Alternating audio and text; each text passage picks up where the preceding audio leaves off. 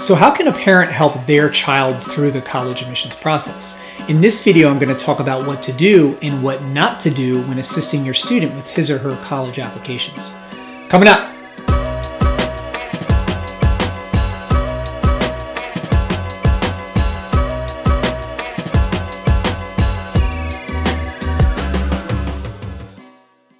Hey everybody, Andrew here with College Transitions. On this channel, we provide college-related advice to both students and parents and talk about how both can provide for the best possible college admission outcomes.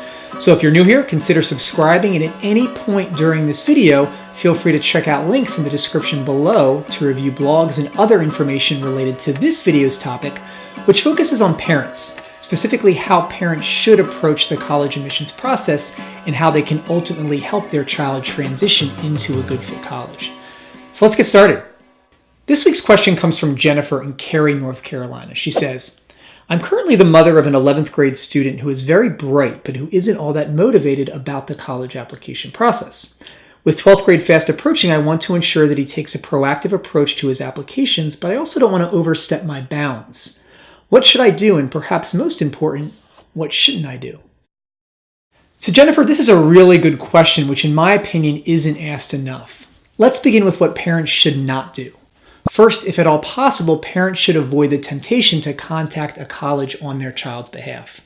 If your child or even you has questions about a particular program, requirement, or application item, it really should be the child, not you, who sends the email or makes the call. Because after all, it's your child's process, and your child is the one who will be attending college.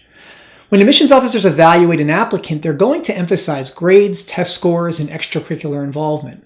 But they're also going to look for evidence of interest, maturity, and a willingness to take initiative. And a child who allows their parents to do the legwork isn't exactly coming across as interested or ready to take on some of the adult-like responsibilities associated with being a college student. So if you want to help your child, let them handle this part of the application process. Number 2, don't write your child's college essays. Not only is this practice unethical, it's not likely to help. As an example, let's say your child has average English grades and average verbal scores on their standardized tests, and all of a sudden submits an essay that appears like it was written by a 45-year-old with a graduate degree. Chances are they're not going to be looked upon too kindly. Most admissions officers are smart enough and experienced enough to know when a college essay was written by someone other than an applicant. Now, this doesn't mean you can't help and have some input. For example, it's okay to comment on things like grammar, content, sentence structure, etc. Just make sure that it's your child's essay and that when you read it, it's in their voice. Number 3, and perhaps most important, try as hard as you can not to push a particular college. In our experience, when a child is pushed into a school that he or she is not interested in or not ready to commit to, the outcomes are rarely positive. This isn't to say that you shouldn't discuss with your child why or how a certain college may offer advantages. There's a lot at stake, and we want to be sure that our children are making wise and thoughtful decisions. But it's also important that students feel like they have options. And as a parent, you can and should take comfort in the fact that according to research, there's not one, but at least 20 to 30, perhaps 40 schools at which your child can thrive. Now, although we don't believe that parents should force their children to choose a specific college, we do believe that parents should say no to certain schools, particularly schools that are priced too high or where financial aid just isn't sufficient. And this is a good seg into things that parents should do for their children during the college admissions process. So for many 18-year-olds, understanding the gravity of education debt isn't really an easy thing to do because many of them haven't had to pay monthly bills, take on a mortgage, or assume responsibility for another human being. So as parents, we need to make sure that our children understand how taking on excessive debt can really hamper their plans after graduation, and quite frankly, prevent them from becoming independent adults.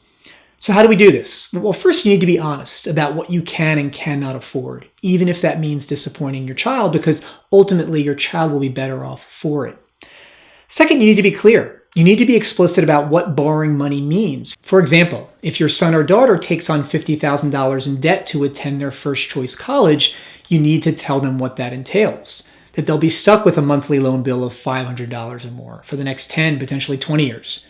You need to tell them how that may impact their ability to do things like buy a car or a house, to take the job they want, even to raise a family. So map it out, make your children realize what debt will mean for their day-to-day lives, and try to get them to understand why and how decisions made as a high school student will impact their future as adults. Now, while talking with your child about the sometimes harsh and even depressing financial realities of the college search, you can still make applying to colleges fun. You can still get them excited about the opportunities that await. In our work with students and families, we talk a lot about adopting a facilitative approach to the college admissions process, specifically an approach that takes the time to really listen to really look for the things that get students motivated about taking that next step. It is true that every student is going to experience some stress when it comes to writing essays, filling out forms, and meeting deadlines. That's just part of the deal. But that stress becomes much more manageable when students understand the purpose of such stress and understand the positive things that can happen if they really buy into the admissions process. For example, perhaps you know your child isn't looking forward to writing college essays or is a bit afraid about taking that second ACT. She's struggling at the moment, but you also know that she's recently developed an interest in coding and is quite curious about what she can do with this new interest. So maybe together with her, you take the time to research careers in programming. You take her to a nearby college and accompany her on the tour of the computer science department. Perhaps you have a colleague or a friend who works in the field, so you arrange a meeting that enables your daughter to learn more about what it takes to get involved with this particular field. And as you engage in these activities, your daughter becomes more invested and is more likely to prep for her ACT or to take the time needed to craft a strong essay. So as a parent, you can still play a very instrumental role in this process without becoming overbearing and without doing the things that your child really should be doing on their own. Now, of course, there are a number of other ways to assist your child and yet still have them assume responsibility for their college applications. We don't have the time to cover everything in this video, but if you want to learn more, you can visit the blog post listed below. You can also request a free consultation to learn about how we, in our practice, help parents facilitate their child's college search, and also how we organize and oversee some of the application-related tasks that help both students and parents more easily manage the college admissions process. Well, guys, that does it for this video. Thanks for listening, and we look forward to seeing you next time. If you want to learn more about the college admissions process, please follow us on social media or visit us at collegetransitions.com.